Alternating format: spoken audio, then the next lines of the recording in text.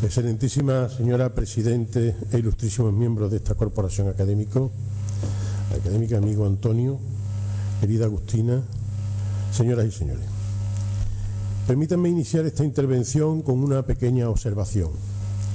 Para los académicos, el hecho de celebrar un acto de esta institución, haciendo uso de nuestra tribuna pública, que tan importante es para nosotros, supone una garantía de excelencia por su propia naturaleza, porque como academia cuidamos de ofrecérsela a personas de una calidad intelectual contrastada que sabemos pueden aportarnos información sobre asuntos de interés general, respetando las premisas del espíritu académico, que no me canso de reivindicar, que como todos sabemos son el rigor y la objetividad, cuando no la creatividad, la generosidad y la más completa independencia.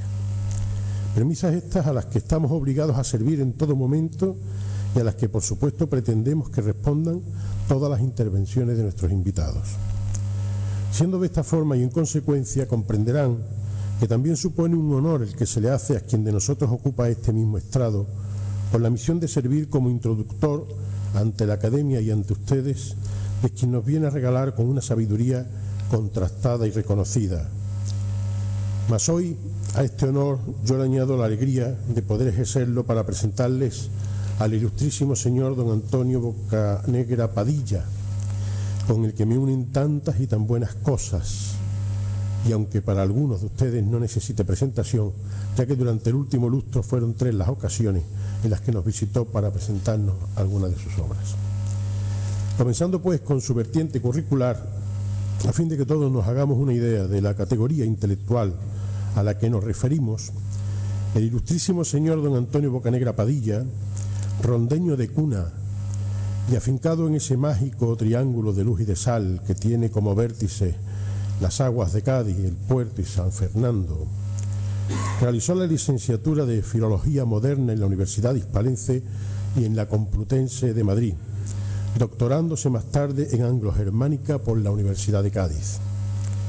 Entre los años 1963 y 1964, y aquí me tienen que perdonar mi inglés, que es bastante macarrónico porque yo soy de francés, perdóname tú sobre todo, amplió sus estudios en la Universidad de Liverpool y posteriormente, entre 1970 y 72, en el Oxford College for Further Education y en la School of Phonetics de la Universidad de Londres.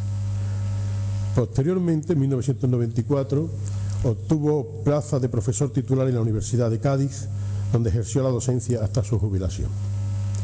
Ateneísta gaditano, es miembro de número en la Real Academia de San Romualdo, de la que fue bibliotecario y vicepresidente.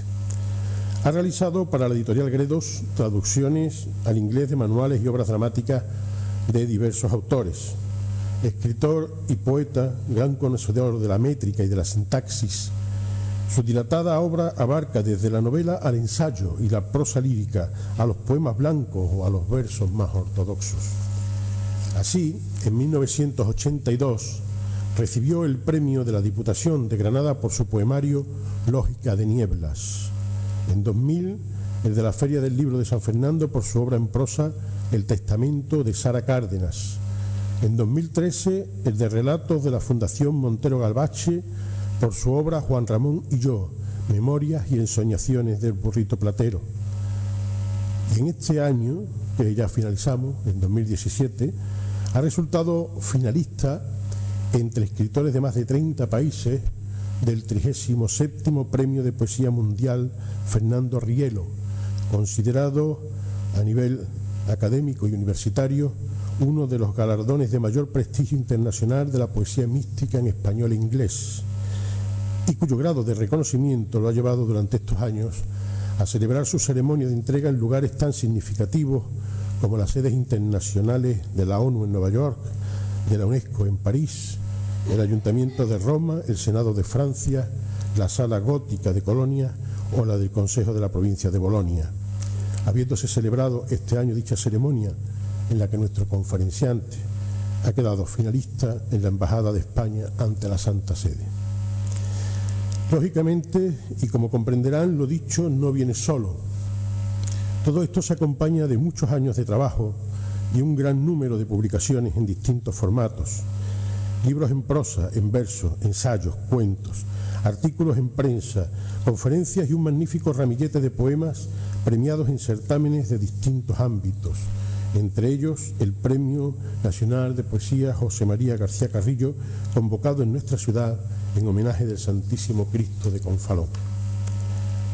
Dicho todo esto, les informo que precisamente la conferencia de hoy, la que hoy tendremos el placer de escuchar con el título El caso Lutero, 1517-2017, podemos considerarla resultado de su última novela, Lutero, un proceso inacabado, editada este mismo año con motivo del 5º centenario de la promulgación de las 95 tesis que, según la tradición, fueron clavadas por el propio Martín Lutero en las puertas de la iglesia del Palacio de Wittenberg el 31 de octubre de 1517, que, como todos sabemos, desembocó en la Reforma, la Contrarreforma y el nacimiento dentro del cristianismo de corrientes como el luteranismo, el presbiterianismo y el anabaptismo.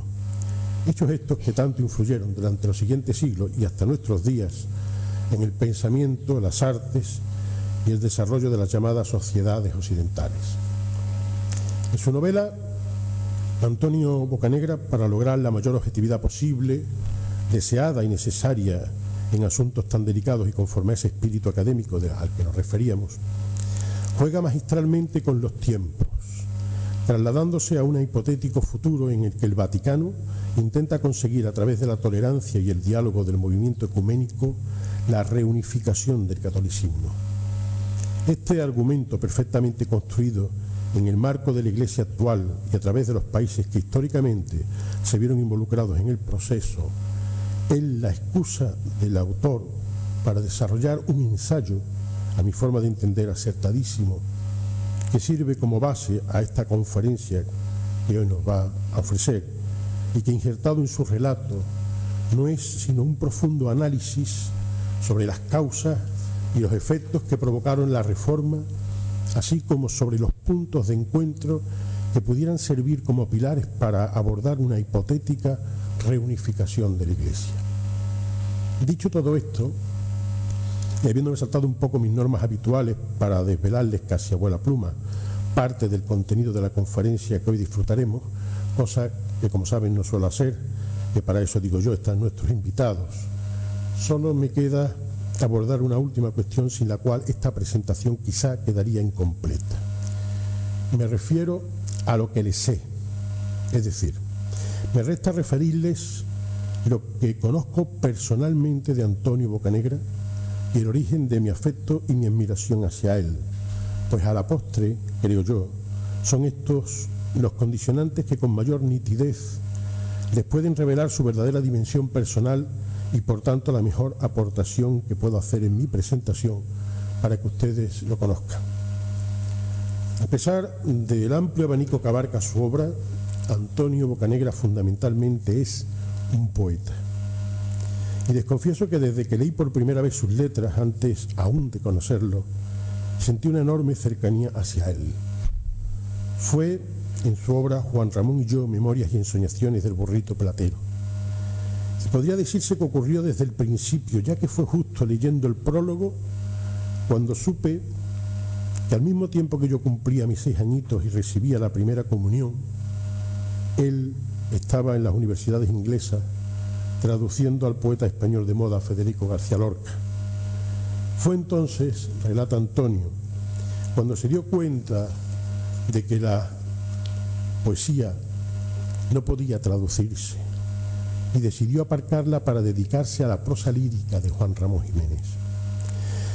Estas confesiones suyas las leía casi 50 años después.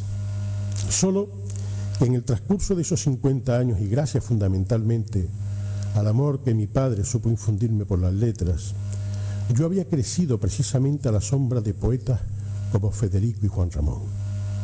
Y durante todos esos años, mientras leía, escribía y sentía mucho, mientras aprendía cómo derramarme entre los versos, advertí y acabé defendiendo el mismo criterio que Antonio defendía. Asumí la misma convicción que revelaba en su prólogo, y esta coincidencia conceptual resultó ser el punto de partida de una mutua empatía y de nuestras posteriores conversaciones. Pienso que demasiadas veces, tanto los que escribimos como los que leemos, confundimos el hecho poético con el arte de la poética, pues a través del dominio de la técnica y la perseverancia se puede llegar a imitar el acto creativo hasta el punto de originar un falso espejismo capaz de suplantar la pulsión de la verdadera musa. Y esa pulsión que surge de pronto y que hace posible lo que existe, pero también lo que no existe en el mundo paralelo de la poesía, como si fuera un milagro, es precisamente lo que muchas veces hace imposible que se pueda traducir a cualquier otro idioma. Esta realidad fue la que claramente captó Antonio Bocanegra cuando se propuso traducir los poemas de Federico, que a fin de cuentas es la poesía en su estado más puro. Como les dije, fue después de esta lectura cuando Antonio y yo nos conocimos y tuvimos la ocasión de hablar del impulso de esa musa, pero también de la necesidad de servir a la dignidad de los hombres a través de las letras, y sobre la mística, y sobre el humanismo, sobre la fraternidad del espíritu poético, incluso del instrumento de la poética como arma de la ironía.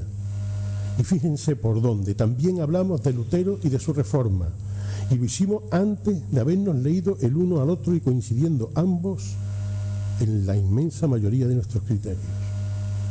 Desde entonces nos hemos leído y nos hemos llamado hermanos, porque hasta en eso coincidimos. También él, como hago yo y todos ustedes saben, nombra hermano al hombre con quien se siente unido por el espíritu del verbo. Hoy, por tanto, cuando siento el placer y el honor de presentarles al ilustrísimo doctor don Antonio Bocanegra Padilla, les confieso que me limito a dejar que se derrame en forma de letras, por un lado, la admiración que ha despertado en mí la lectura de un magnífico escritor humanista, profundamente coherente,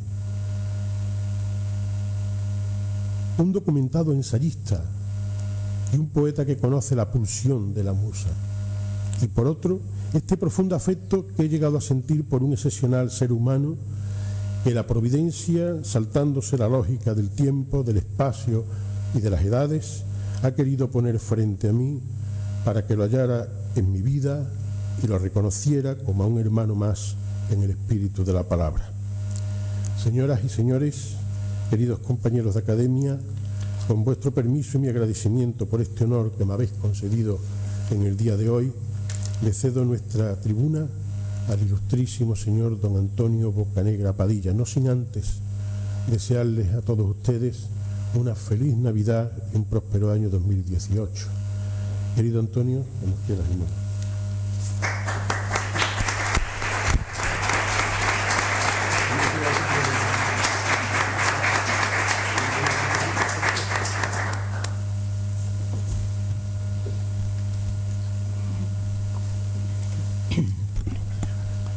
Excelentísima señora presidenta de la Academia de Pérez de Guevara, de Écija.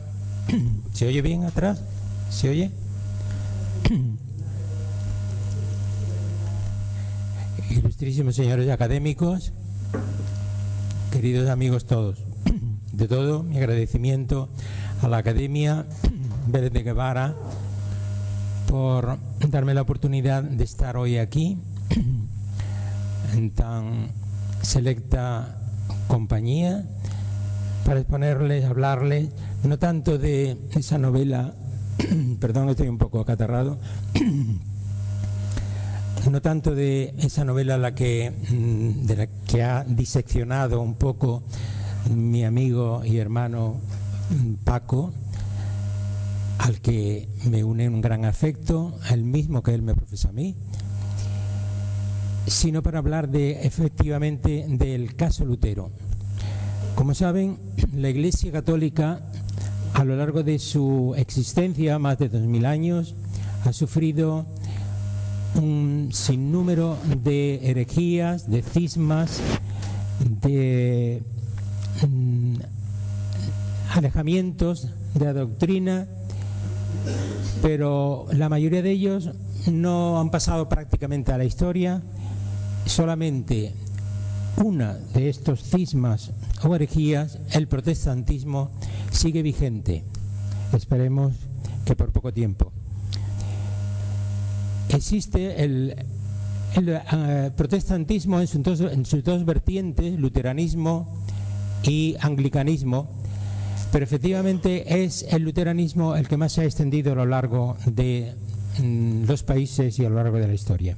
Existen más de 90 millones de luteranos en el mundo, de los cuales el 75% viven en Europa.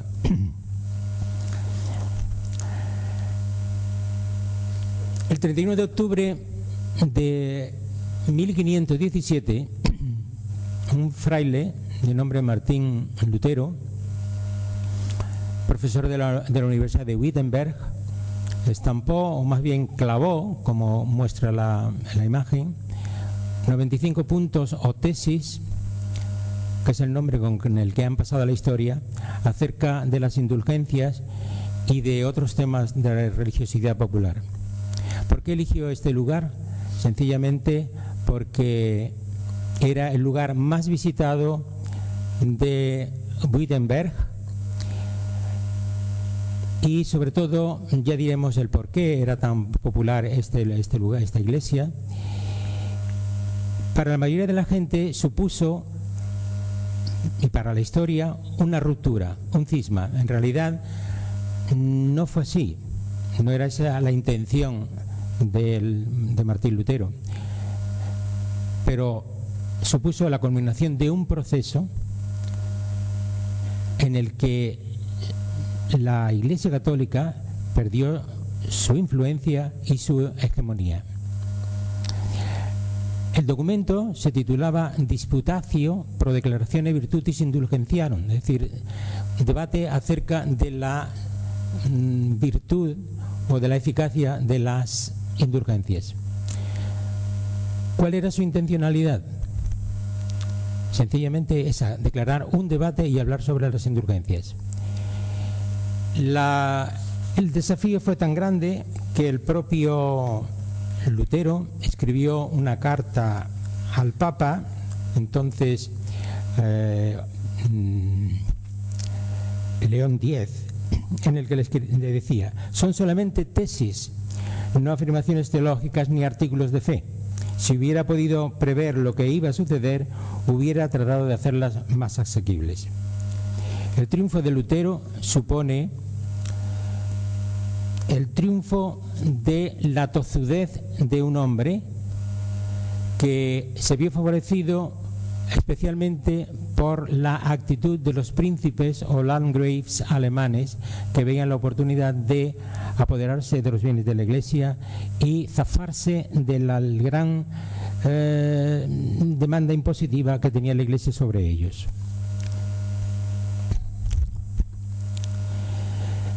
Se dice que el Papa León X, el Papa renacentista por excelencia de la familia de los Medici, mecenas de los grandes artistas de la época, al leerles el subsecretario las tesis, sencillamente dijo: Lutero es un borracho alemán, cuando esté sobrio cambiará de idea.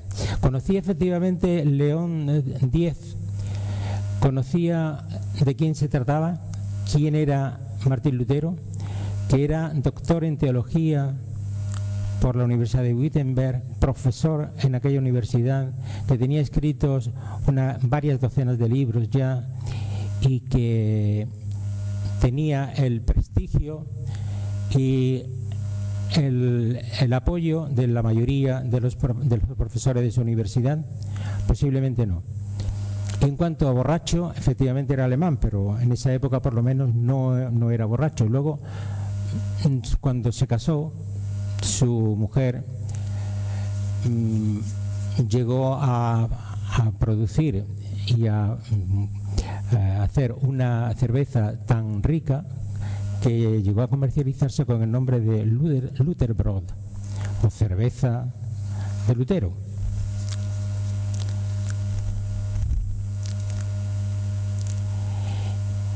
Bien,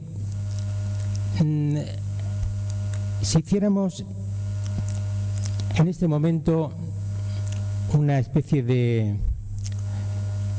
de justificación de por qué estoy aquí, no siendo ni historiador ni teólogo. Sencillamente diría que me he aficionado, he sido un gran lector de Martín Lutero desde mi época de estudiante. Siendo estudiante de la Universidad de Madrid, tuve la ocasión de ponerme en contacto con una obra que se nos obligó a leer de un grupo de escritores, una nueva hornada de escritores ingleses, los famosos Angry Young Men o jóvenes airados, que estaban revolucionando en la época de los 60 toda la escena y todos los géneros literarios de la literatura en Inglaterra. Bien, uno de ellos, el más importante, John Osborne, había escrito una obra llamada Luther, o Luther en inglés, que se representó en el Teatro Real de Nottingham el año 1962 y que yo pude presenciar su representación en Londres unos años después. Bien, a partir de ahí me aficioné al personaje, me cautivó, he leído mucho acerca de él y al final acabé escribiendo una novela a raíz de una visita que hicimos mi esposa y yo a los países escandinavos el año 1966.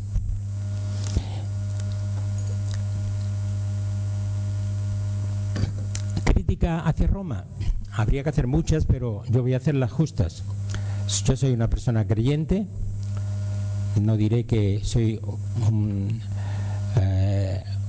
gran entusiasta de la religión, pero soy creyente a mi manera, como cada uno como lo es, algunos sienten más que otros, pero no se trata aunque es una época muy complicada, de una gran corrupción dentro de la Iglesia, me limitaré a expresar dentro de un rigor intelectual, decir lo que debo decir y no más.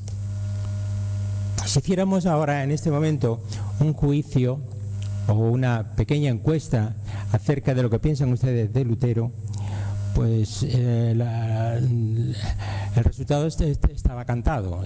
Nadie es un gran entusiasta del personaje. Sin embargo, sobre todo para los alemanes y escandinavos, es un personaje de una importancia histórica. Él le llaman el señor de Wittenberg, el alemán por excelencia, el más grande de los alemanes, etcétera, etcétera. Personaje contradictorio que se expresa sobre todo en su obra titulada Tischreden, o charlas de sobremesa. En esa obra dice: yo pienso que en 1000 años ningún hombre ha sido tan maldecido como yo. Este rechazo viene impuesto por la manera de ser del propio personaje. Es una persona elementalmente polémica, incapaz de admitir argumentos por parte de los adversarios. Él siempre tenía razón. Incluso decía que ni los papas ni los concilios tenían más autoridad que él estaba en posesión de la verdad. Como dice el biógrafo de mayor importancia en español, García Villoslada, el fraile Martín habla siempre ex cátedra. Sus dictámenes son inapelables. Efectivamente, dice literalmente: aunque todo el mundo me condene por hereje y aunque todos los santos padres y concilios y papas discrepen de mi doctrina, yo estoy en la verdad y con Cristo, no ellos.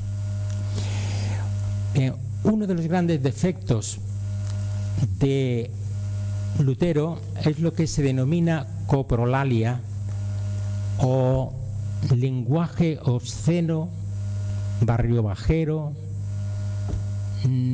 ofensivo, para hasta un grado increíble, sobre todo contra el Papa y la Curia.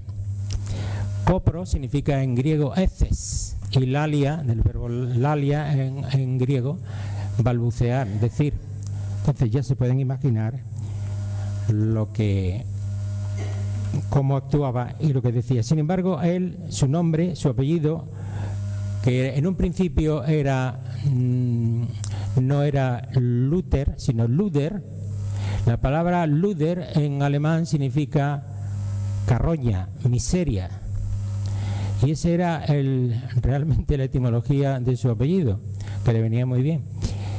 Sin embargo, con el tiempo, posiblemente por una falsa inscripción, una errónea inscripción en el colegio, al inscribirlo en la clase se le cambió la D por la T, se le puso Luther.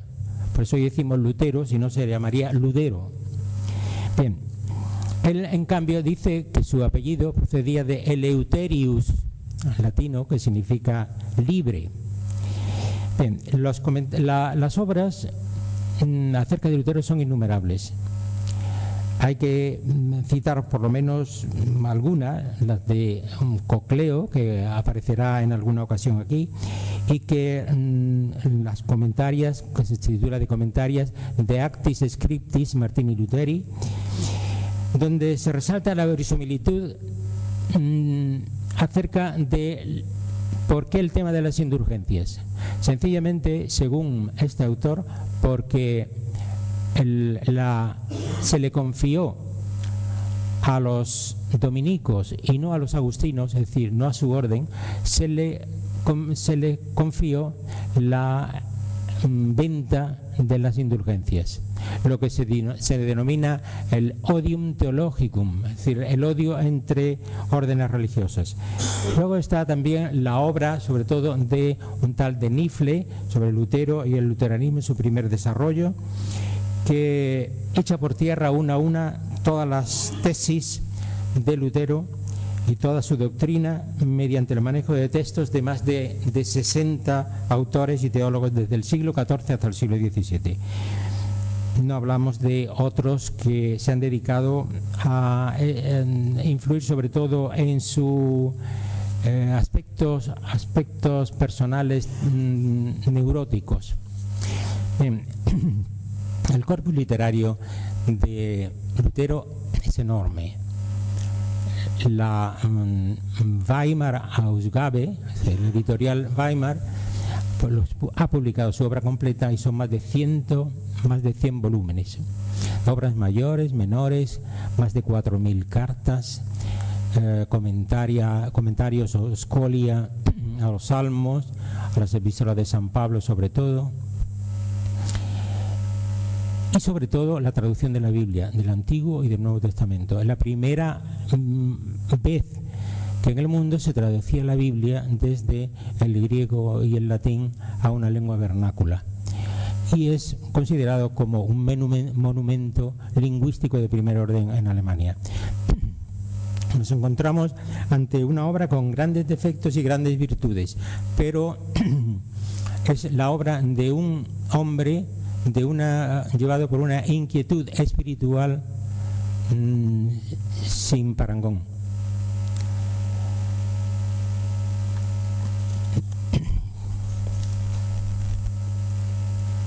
Sobre el término Lutero hay una cita que aparece en la Tischreden o charla de sobremesa, donde expresa su mentalidad acerca de su pensamiento y de su alejamiento de lo que llamamos nosotros cisma. No era ese su proyecto. En esa cita se dice: ruego que dejen en paz mi nombre, no se llamen a sí mismos luteranos, sino cristianos. ¿Quién es Lutero? Mi doctrina no es mía, yo no he sido crucificado por nadie. Dejen que nos llamemos a nosotros mismos solamente cristianos.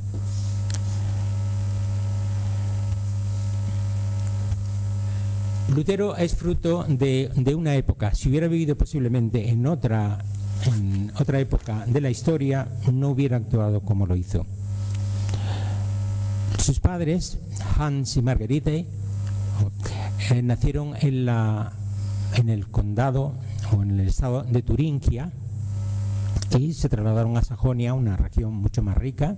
Allí el padre se colocó, se empezó a trabajar como minero, y en la ciudad de Eisleben nace Martín el 10 de noviembre de 1483 y es bautizado al día siguiente, el día 11, que es el día de San Martín de Tours, y por eso recibe el nombre de Martín.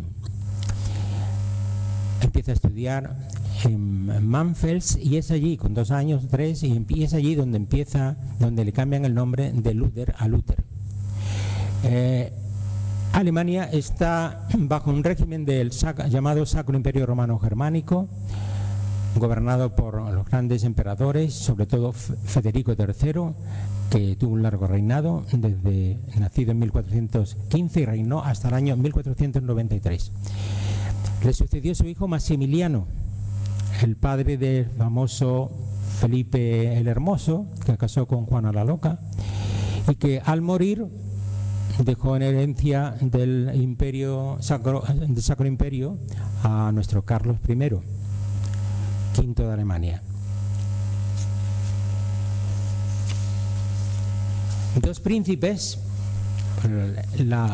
todos los estados estaban regidos por príncipes, electores o simplemente duques. 2 príncipes ocupan toda la vida de Lutero. Concretamente, el gran impulsor, el llamado sabio Federico el sabio o el prudente,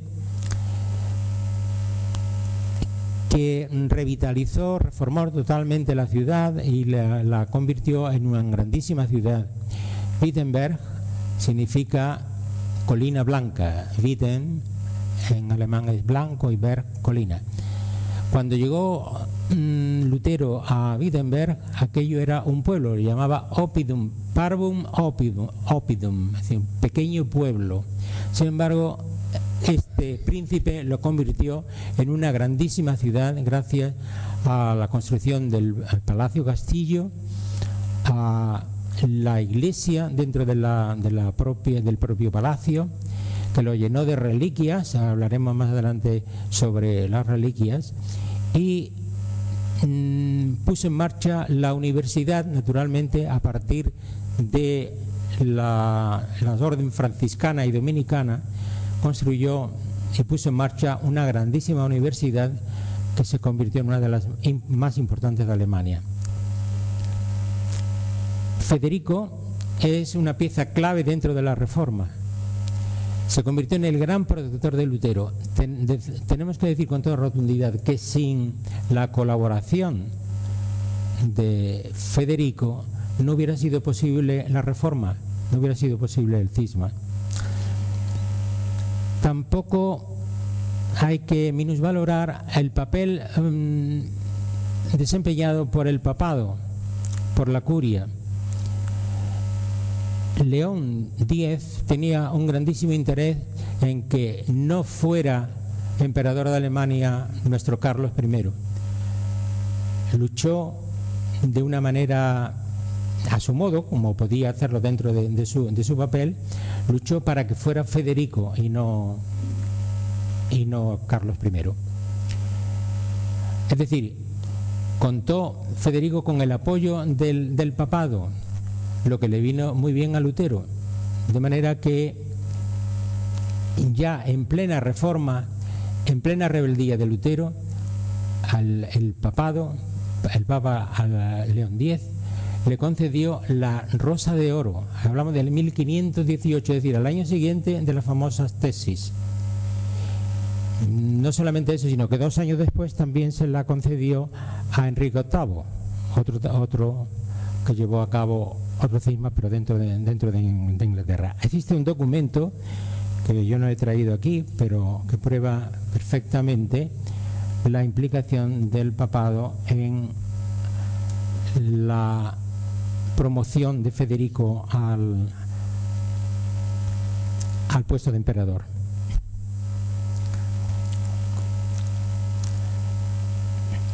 Por otro lado, nos encontramos con el príncipe Jorge de la Sajonia Ducal.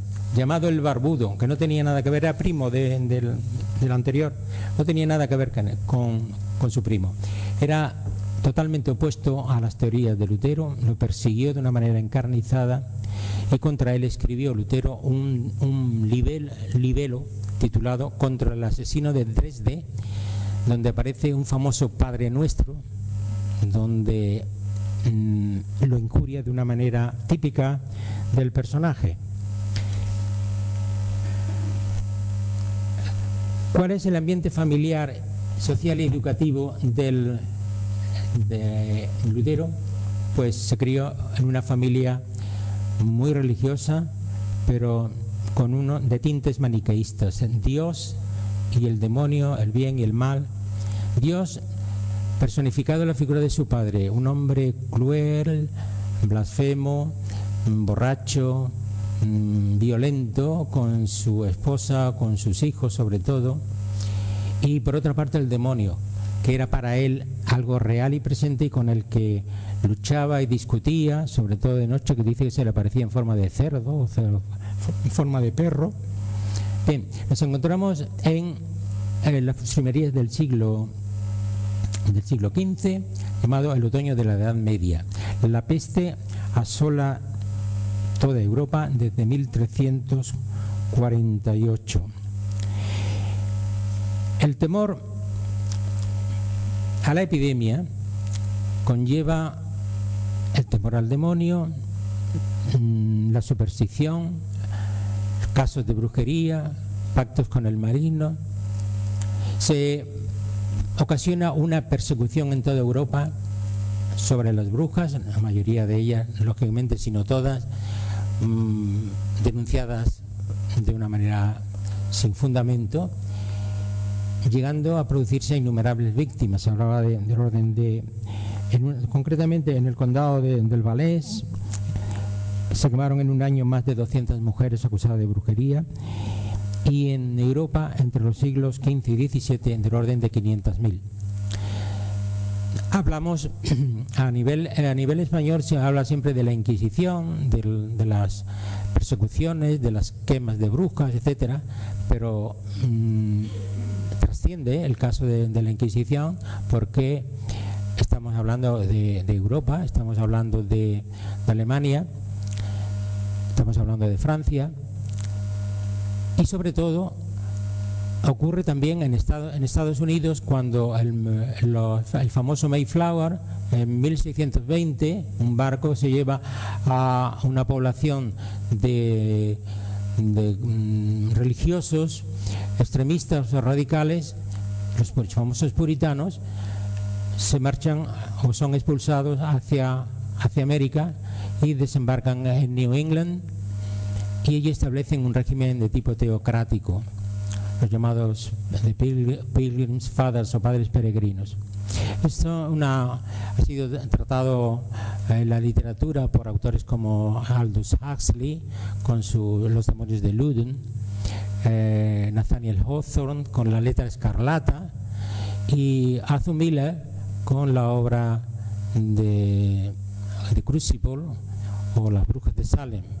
Todas estas obras han sido puestas en cine, y no solamente una vez, sino han sido repuestas en varias versiones.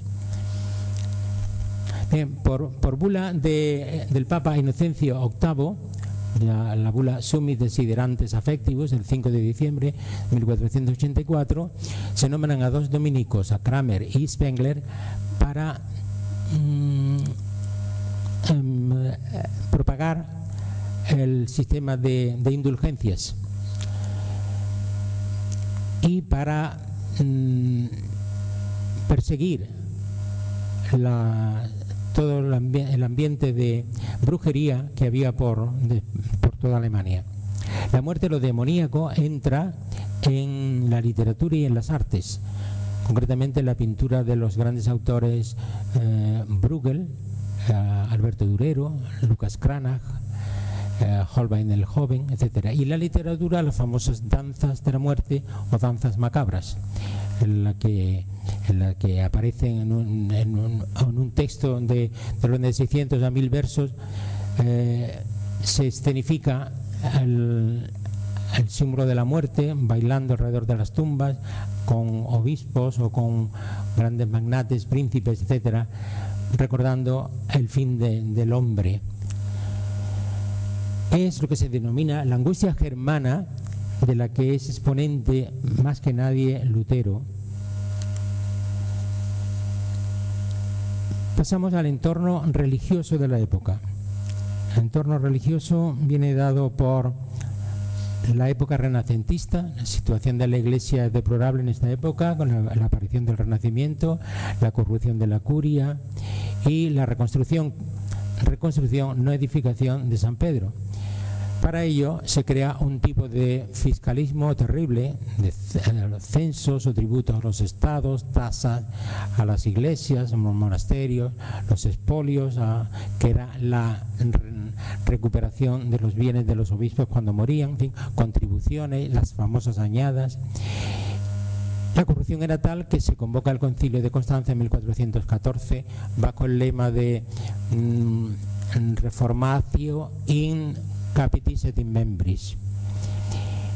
¿Por qué? Por la inmoralidad tan grande que había en el clero, tanto secular como religioso, la inobservancia de los religiosos, sobre todo para cumplir el celibato, hasta tal punto que la lucha que emprende Lutero contra la época, contra eso que él llama la corrupción de Babilonia, le vale el título por parte de Melanchthon, un discípulo suyo, de Milites Dei, de soldado de Dios. Pero este soldado de Dios, que tanto iba a luchar contra esa situación de corrupción y de falta de religiosidad por parte del clero, se iba a convertir en todo lo contrario, porque al final acabó apoyando la salida de los monjes y el abandono de monjas y de monjes de los conventos, el que los sacerdotes se casaran, etcétera, etcétera.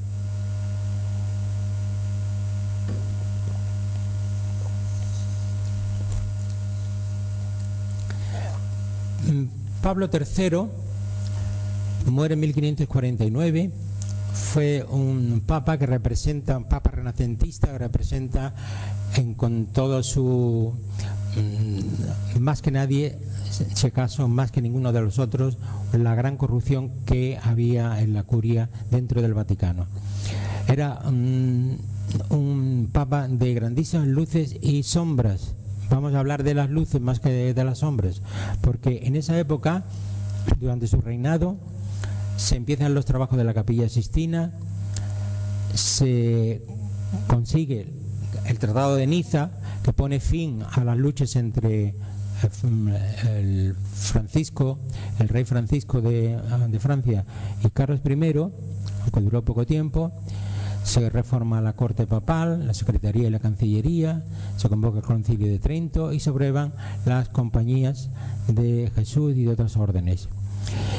Huxley, en esa obra que he citado con anterioridad, habla de que la corrupción de la Iglesia llevó a la reforma, a la contrarreforma y finalmente al Concilio de Trento, del que salió una Iglesia totalmente reformada.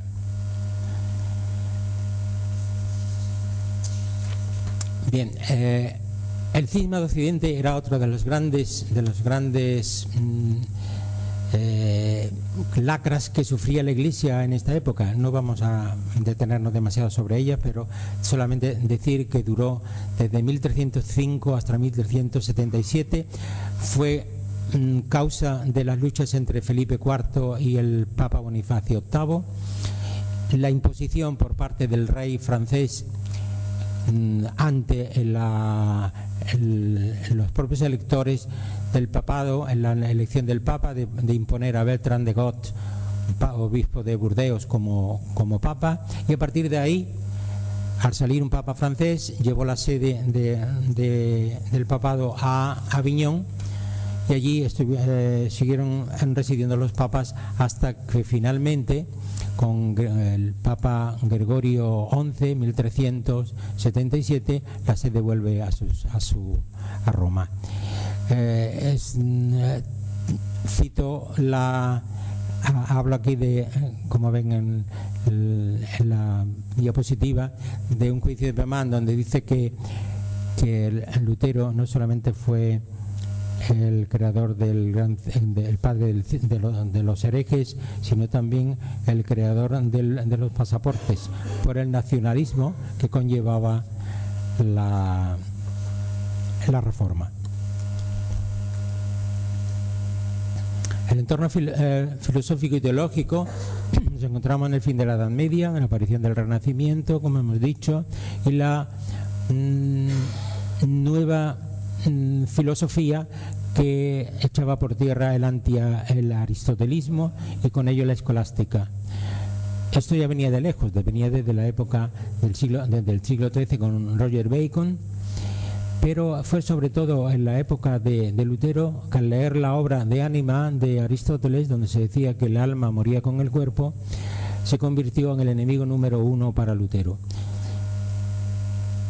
Desprestigio total de la escolástica, por tanto, lo religioso pasa a un segundo plano, se crea un clima de desconfianza hacia la Iglesia, una pérdida de influencia efectiva por parte de la Iglesia, surge la ciencia positiva, la búsqueda de lo real y concreto, lo que para Santo Tomás de Aquino era la capacidad de la mente para llegar a conocer lo concreto y lo trascendental, pasaba a la historia. Solamente lo real y lo concreto era posible conocer, y solamente la mente humana era incapaz de llegar a conocer verdades tan trascendentes como Dios, el alma, la eternidad, etcétera, etcétera. Se crea el escepticismo religioso precisamente con dos grandes filósofos que eran a su vez religiosos, Duns Scoto y sobre todo Guillermo de Ockham. Guillermo de Ockham, grandísimo filósofo acusado de herejía, recluido en su convento, prohibidas sus obras, es el creador del nominalismo, es decir, la concreción de la mente en el nombre, en lo concreto, en lo real, incapaz de conocerse lo trascendente y lo que hay más allá. Las famosas, que habrán oído hablar de las famosas negación de los entes o de las ideas. Se crea un subjetivismo en el conocimiento. Para Lutero fue su modelo, de manera que él se llamaba a sí mismo yo soy occamista. Es decir, él seguía a pie juntillas las enseñanzas de Guillermo de Ockham. Escribió una cantidad enorme de volúmenes de filosofía y de teología.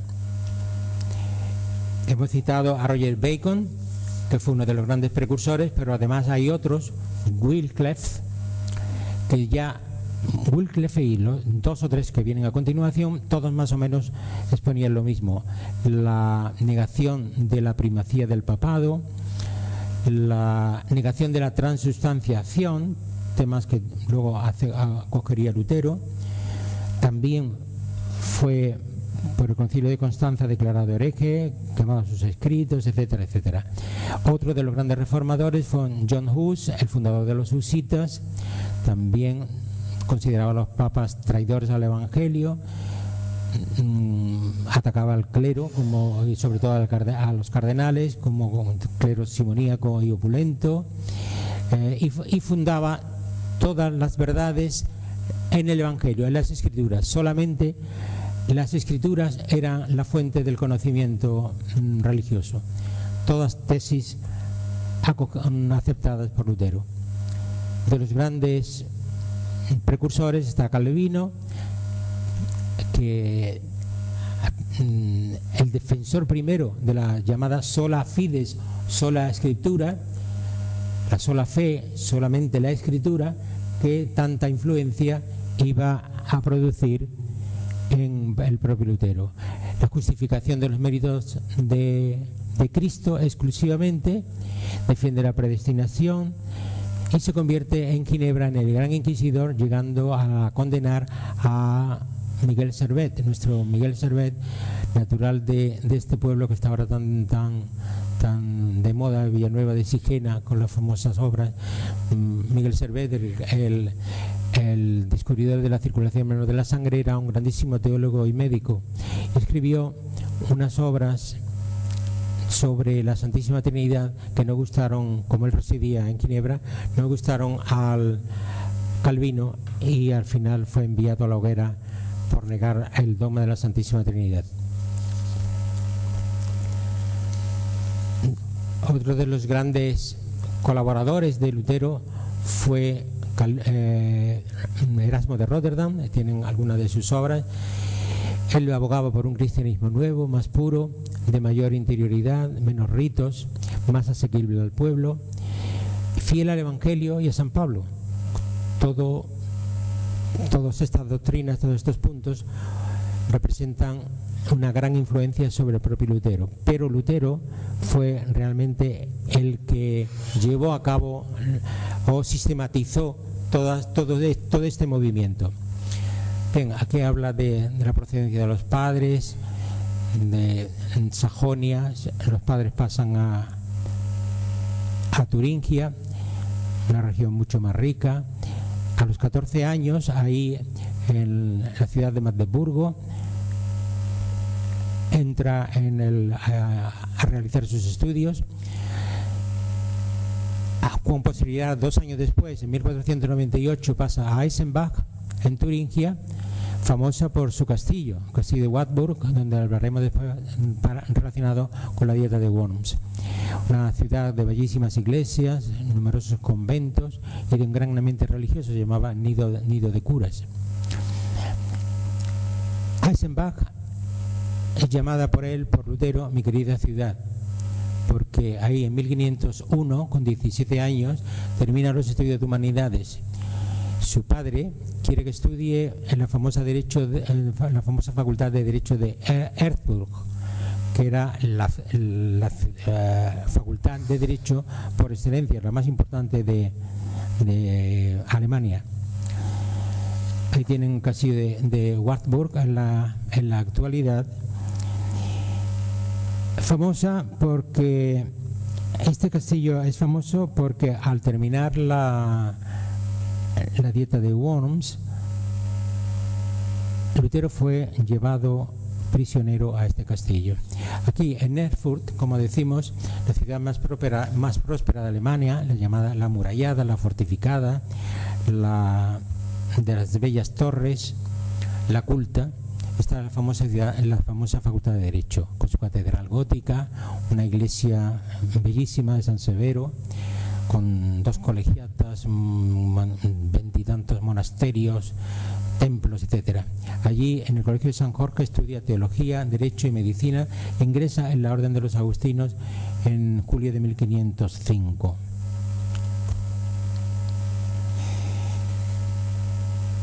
Bien, el 5 de enero,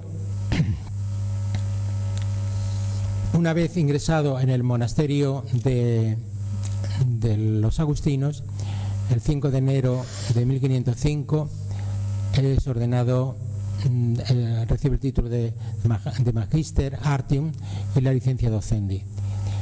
Le regala al padre en Erfurt, le regala el Corpus Juris Justiniani, una recopilación del derecho romano. Lutero era un gran conocedor del latín desde su época de estudiante, y ahí empieza a aceptar un nuevo posicionamiento teológico, su anti-aristotelismo. Por encima de todo, nace su pasión por la Biblia en esta época. Su vocación tiene lugar como un suceso un poco coyuntural, porque yendo de Erfurt a Wittenberg le sorprende una gran tormenta y cae un rayo cerca de él, se asusta, invoca a Santa Ana y le promete que si le libra de aquella situación se ordenará, entrará en la Orden de los Agustinos.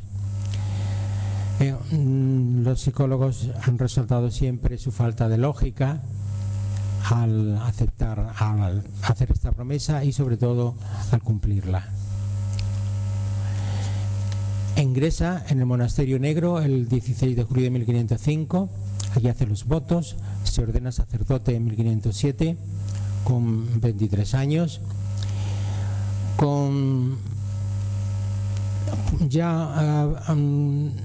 Concretado el cisma, llevado a cabo su ruptura con la Iglesia, el juicio que hace del monasterio es terrible, muy negativo. Sin embargo, allí había hecho el noviciado, se había ordenado sacerdote, etcétera, etcétera. Es profesor de Erfurt un año en ese convento, pero pasa enseguida a Wittenberg como ayudante de profesor de teología. Los problemas de carácter, bueno, ya hemos dicho algo. Él llevaba en su mente, tenía una gran admiración por Roma. El lema que llevaba el propio Diocleciano en su corona de Roma Caput Mundi, lo llevaba él impreso en su espíritu. Tiene que ir a Roma a finales de 1510-1511, entra por el norte,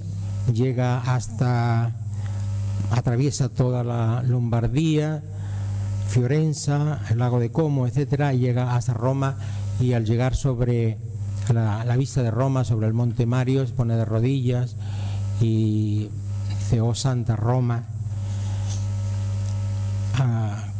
exponiendo su admiración por lo que sentía hacia Roma, cosa que luego con el tiempo iba a cambiar de una manera total. En Wittenberg es profesor, sustituyendo pronto a Johann von Staupitz, que había sido su director de noviciado. Allí obtiene la licencia magistrandi, el doctorado. El 22 de octubre es nombrado profesor y pasa a titularse, a firmarse Martinus Luther August, es decir, Martín Lutero Agustino, doctor en Sagrada Teología. Y allí empieza a exponer su nueva teología.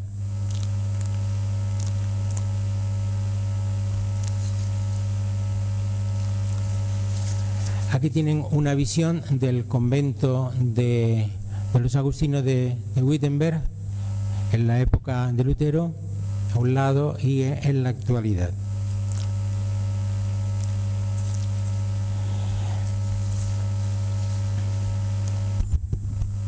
Sobre las tesis. Bien, aquí tienen el lugar donde clavó las tesis, la iglesia del castillo, destruida por el fuego. Las nuevas puertas fueron destruidas por el fuego en 1760, y ahí el 31 de octubre, como hemos dicho, clavó las tesis. Las tesis se propagaron inmediatamente en 3 ediciones, la de Leipzig, Nuremberg y Basilea, gracias a la invención de la imprenta, que estaba en ese momento empezando. ¿Por qué lo hizo aquí? Porque era la iglesia más visitada, como hemos dicho. Existía un gran número de reliquias, algunas muy peregrinas, como por ejemplo restos de paja del pesebre donde había nacido Jesús, algunos botecitos de leche de la Virgen, del pecho de la Virgen, etcétera. El príncipe Federico conservaba todas esas reliquias como atractivo para la visita de la gente y conseguir limosnas.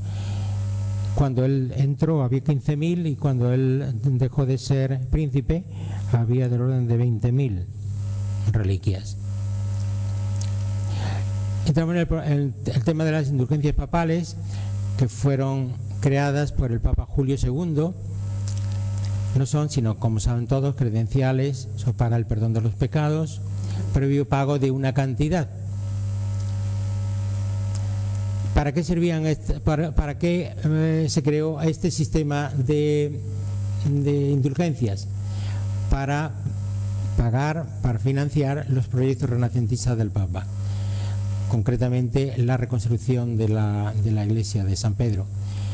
Naturalmente el carácter abusivo y fraudulento era evidente, porque se prometía el perdón de los pecados, no solamente los cometidos, sino los que se pudieran cometer, y hasta los cometidos por algunos que ya estaban, que estando en el purgatorio, podían ser redimidos con la compra de estas indulgencias.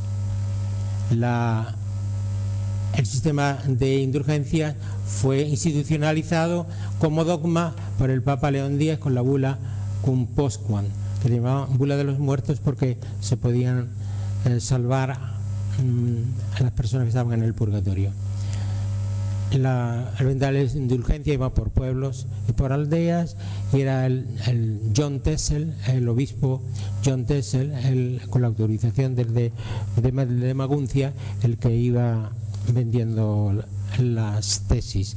Entonces, por la bula Exsurge Domine se condena no a Lutero, sino a su doctrina y a los seguidores de Lutero. La reacción popular con esta bula fue la de romperla, tirarla al río. En Erfurt, en Wittenberg, fue quemada, y como respuesta por parte de Lutero, pues aparecen nuevos escritos contra la execrable bula del anticristo, a la noble nación alemana, etcétera.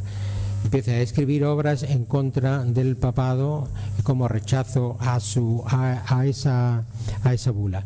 Pero la verdadera bula, la que lo excomulga, es la llamada Decet Romanum Pontificem de finales del 1520, que llega a sus manos ya en enero del año siguiente.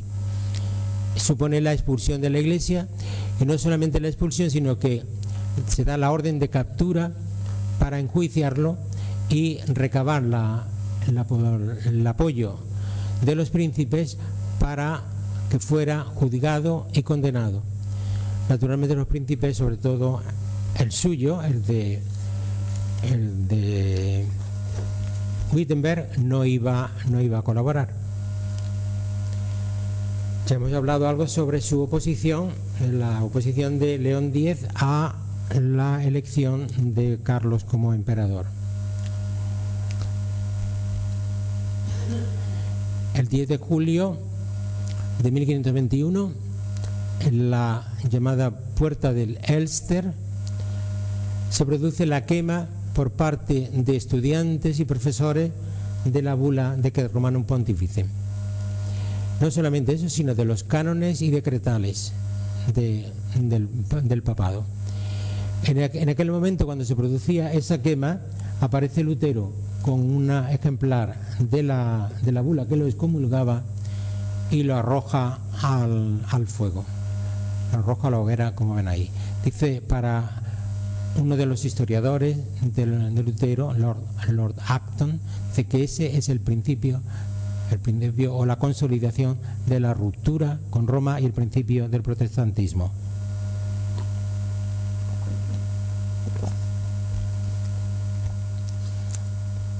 Aquí tienen algunas de las tesis, de las famosas tesis, que son muy repetitivas y son...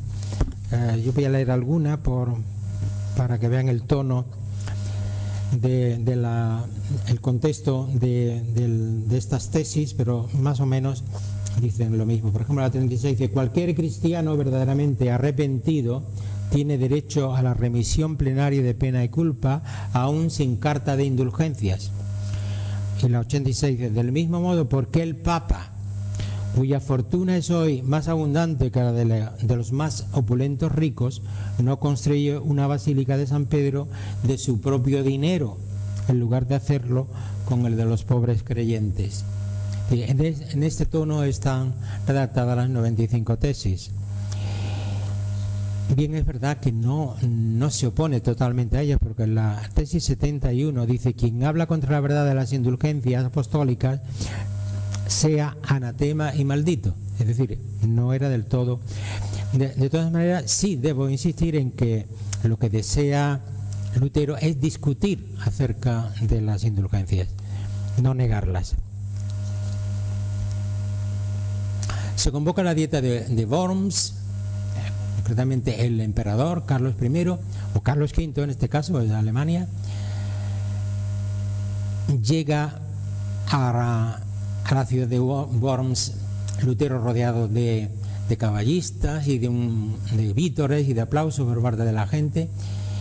Y el primer día que se presenta a juicio, se le conmina delante de los libros que tiene de su obra, una gran cantidad de libros que le pone el tribunal delante, dice si reconoce que aquellos libros son suyos, aquellas obras son suyas, y responde que sí. Y a continuación le preguntan si se retracta de las doctrinas que aparecían en aquellos libros. Inusitadamente, sin esperarlo, Lutero solicita un receso de 24 horas, es decir, que lo iba a pensar, cuando efectivamente él hasta ese momento siempre se había negado a retractarse, pero me pide que se le den 24 horas para pensar si se retracta o no. Bien, hay que tener presente que el apoyo de los príncipes, sobre todo, refuerzan su postura y él se hace fuerte. Entonces, al llegar al día siguiente y presentarse delante de la dieta, que estaba presidida por el propio emperador, y conminarle el secretario a que se retractara, lee una declaración que dice así textualmente: ya que vuestra majestad sacratísima y vuestras señorías me piden una respuesta sencilla, la daré. Mientras no me convenzan con testimonios de las Escrituras o con razones evidentes, convencido como estoy de la palabra de Dios, ni puedo ni quiero retractarme de nada, pues no es prudente y no está en mi mano el obrar contra mi conciencia. Dios me ayude. Amén. El emperador monta en cólera y dice que lo quiten de su vista. Dice: basta, si niega la autoridad de los concilios, no quiero oírlo más. La respuesta de Lutero es: llegué hasta el final, que Dios me ayude. Bien, ¿qué ocurre entonces? Que con la ayuda de los príncipes, como digo, Lutero es protegido, y al abandonar la dieta sufre un aparente secuestro. Es rodeado de caballeros cuando se dirige a Wittenberg y lo llevan al castillo de Wartburg en Eisenach. Allí lo visten de campesino, pasa a llamarse el caballero Jorge y lo recluyen en la torre, donde está cerca de 2 años, completamente recluido, como un desconocido, dedicado a los comentarios o scholia de los Salmos, del Magnífica. Traduce el Nuevo Testamento, el Antiguo Testamento, que aparece sin su nombre, publicado en 1534, y quiero resaltar la beligerancia que el emperador lleva a cabo contra Lutero, al que no dejó de perseguirlo y no dejó de luchar contra sus teorías, pero diríamos que en su propio gallinero tenía a la zorra, es decir, el propio secretario del emperador, Alfonso de Valdés, era luterano, se había convertido a la nueva doctrina y había publicado a espaldas del emperador el diálogo de las cosas que ocurren en Roma, el diálogo de Mercurio y Carón. Sin embargo, la personalidad del emperador y su magnanimidad queda patente en una anécdota que yo pongo aquí: Duque de Alba, es cuando ya muerto y unos años después aparece en las luchas organizadas por el emperador por toda Alemania contra el luteranismo. aparecen, el duque de Alba descubre dónde están los huesos, el cadáver de Lutero, y se lo comunica al emperador y le pide si puede quemarlos. Y el emperador le contesta, dejadlo en paz, él ya encontró a su juez. Yo lucho contra los vivos, no contra los muertos. Respecto a su nueva doctrina, pasemos un poco rápido porque yo me estoy alargando. La doctrina toda queda estructurada dentro de la Universidad de Wittenberg como profesor de teología, porque aparte del éxito conseguido por el profesorado, por el apoyo de los alumnos y profesores. ¿Voy terminando? ¿Qué? Sí. Y por la actitud de grandísimas personalidades de la época.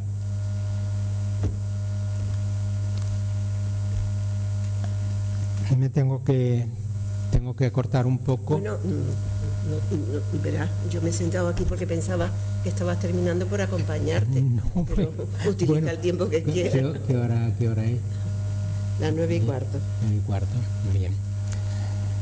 El punto de partida de Lutero respecto a su nueva teología está en San Pablo. Curiosamente, diríamos que el meollo, el núcleo de la nueva doctrina era lo de la sola fide, es decir, solamente creyendo se salva el hombre, no hacen falta obras, como conocemos. Pero es que está recogido en el propio San Pablo. San Pablo, en la epístola a los romanos, que él conocía y había glosado en la universidad delante de sus alumnos, dice concretamente en el capítulo 1, versículos 17 y 18, concluimos pues que el hombre es justificado por la fe sin las obras de la ley. Es decir, que no hacen falta obras, sino solamente la fe. Sin embargo, otro de los apóstoles, concretamente el apóstol Santiago, tiene una epístola, dice: ¿de qué le aprovecha, hermanos míos, a uno decir yo tengo fe si no tiene obras? ¿Podrá salvarle la fe? En realidad parecen dos doctrinas, de San Pablo y la del apóstol Santiago, completamente contrapuestas. En realidad, si se tiene fe, se debe obrar consecuentemente. Bien, la misa la reduce prácticamente a nada. La fórmula misa primero suprime algunas partes de la misa, considera que la misa no es un sacrificio sino una conmemoración, y suprime la Eucaristía porque él no consideraba el tema de la transubstanciación, es decir, que el cuerpo y la sangre de Cristo que el pan y el vino se convirtieran en el cuerpo y la sangre de Cristo, sino que habla de consubstanciación, es decir, que permanece, el pan sigue siendo pan y el vino sigue siendo vino. En una segunda etapa, mediante dos tratados sobre la abrogación de la misa y sobre la execración de la misa, lo que hace es suprimirla del todo.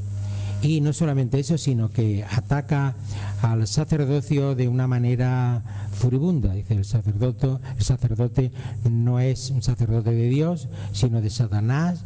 La misa es un ministerio sacrílego, diabólico, impío, abominable.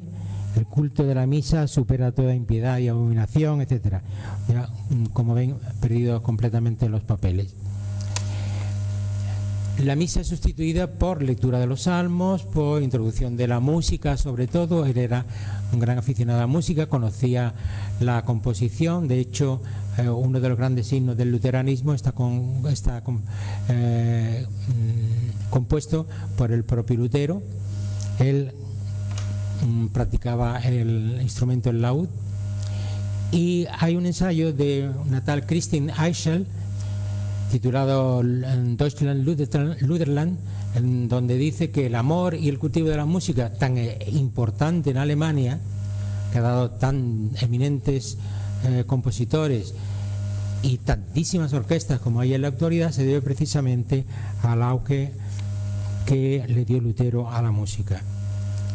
Bien, sobre el sacramento solamente admite 2 sacramentos, el de el bautismo y la Eucaristía, pero decimos solamente con el aspecto este de la consustanciación, derivado de sus doctrinas aprendidas de Occam, etcétera. Con respecto a la confesión, pues admite la confesión tanto privada como la pública, siempre que se lleve a cabo con la absolución por parte de un sacerdote. Del celibato, pues lo que acabó él llamando corrupción de Babilonia, acaba aceptando, y no solamente aceptando, sino invitando a frailes y monjas a abandonar los conventos, a los sacerdotes a casarse, etcétera, etcétera, porque considera que la concupiscencia era invencible, que era parte del pecado, del pecado original, y que además existía el principio divino de creced y multiplicaos. Entonces la virginidad, el celibato, no era aceptable para él. Se casó, como saben, con Bora, con Catalina de Bora, y con ella tuvo 6 hijos. Dicen que, bueno, para Melanchthon, uno de sus discípulos, más diríamos su mano derecha en este cisma, fue un acto infeliz, llama su matrimonio acto infeliz. Lutero dice que una de las cosas que más le llamaba la atención cuando se despertaba ya una vez casado es ver que a su lado habían 2 trenzas rubias. Dice, yo he compuesto este soneto a Lutero sobre las trenzas rubias. Le admiraba a Lutero, ya casado, despertarse al lado de 2 trenzas, y al instante ocultaba sus vergüenzas, pues tal monje pensaba era pecado. Y Melanchthon, de hereje un aprendiz, amigo de su amigo en disidencias, reprobando al maestro en sus carencias, llamóle a aquella unión acto infeliz. Sabemos que la Bora no era hermosa, que era torpe, ignorante, más bien sosa, aunque honesta, otra cosa no penséis. Enredado en las trenzas de la exmonja, esclavo del amor y su lisonja, el fraile nos legó 6 hijos, 6. Sobre la Virgen, ya voy terminando. Bien, esto del celibato ya he dicho más o menos cómo se opone al celibato, basándose incluso en Timoteo y los Corintios, llamando inmundos a los célibes, sí, algo anormal. El matrimonio también invita al divorcio en caso diríamos, de no cumplir el débito marital uno de ellos, y acaba casándose, como hemos dicho. Y aquí está lo del el poema. Sobre la Virgen hay 5 afirmaciones que admite la Virgen como única madre de Jesucristo, como Virgen Inmaculada, aunque no acepta el dogma de la Inmaculada en la actualidad los luteranos, ni tampoco el de la Asunción. Pero la Virgen, tal como nosotros la consideramos, era aceptada por Lutero y por los reformadores. El tema judío es muy interesante porque él escribió en contra de los judíos esa obra que tienen ahí, se titula Von den Juden und ihren Lügen, que significa sobre los judíos y sus mentiras.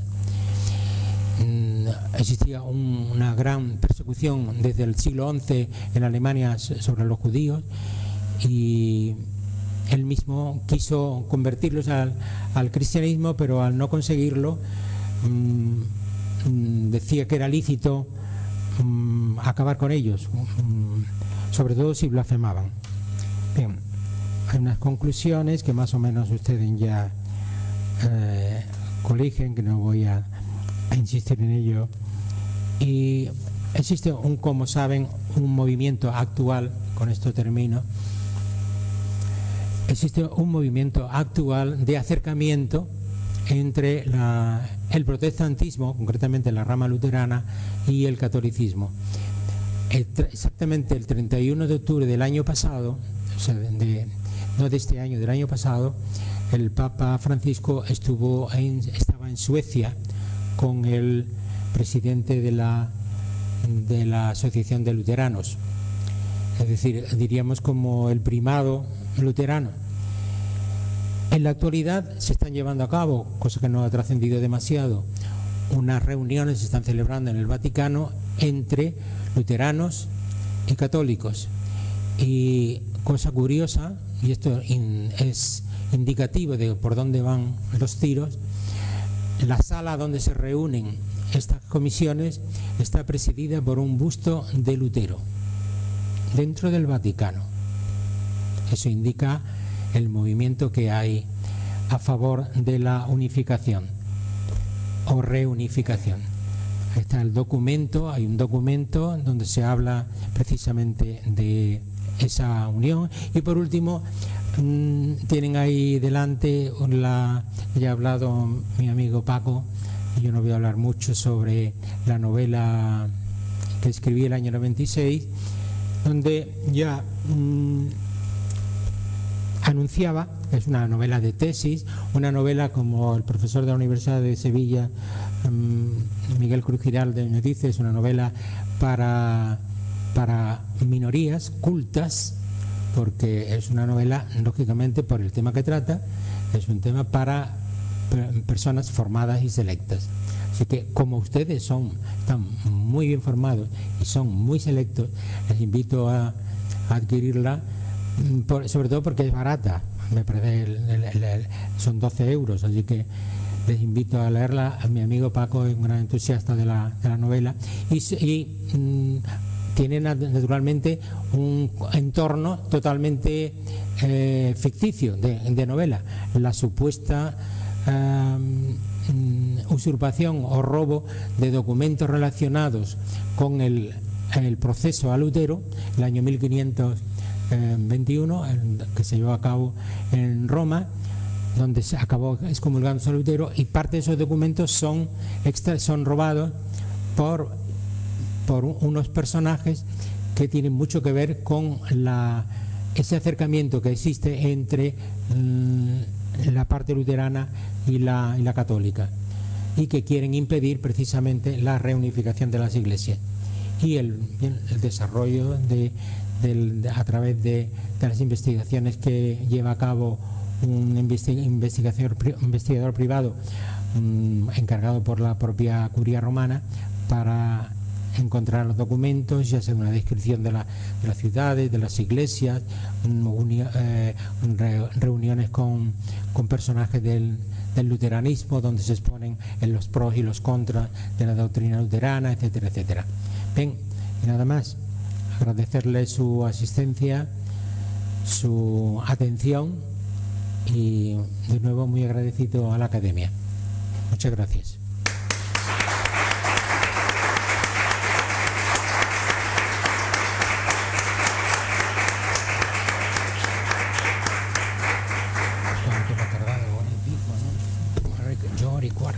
Se levanta la sesión y damos las gracias a don Antonio Bocanegra por su disertación tan didáctica, tan amena y tan interesante. Muchas gracias. Gracias.